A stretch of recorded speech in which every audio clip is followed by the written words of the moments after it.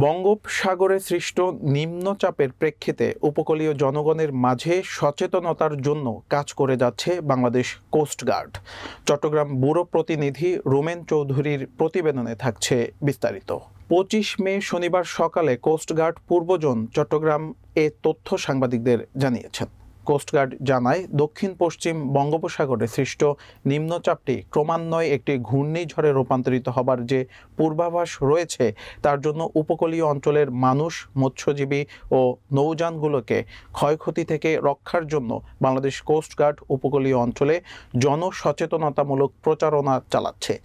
এ লক্ষ্যে চট্টগ্রাম কক্সবাজার সমুদ্র উপকূলের বিস্তীর্ণ এলাকায় কোস্টগার্ডের পক্ষে স্টেশন এবং আউটপোস্টে মাইকিং ও লিফলেট বিতরণ করা হচ্ছে।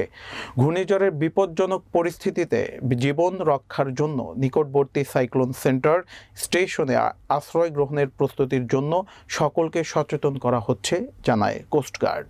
দুর্যোগ থেকে উপকূলীয় অঞ্চলে অবস্থিত জনগণ, মৎস্যজীবী এবং নৌযান সমূহকে ক্ষতি থেকে বাঁচার জন্য বাংলাদেশ কোস্টগার্ড উপকূলীয় অঞ্চলে জনসচেতনমূলক কর্মকাণ্ড পরিচালনা করে আসছে।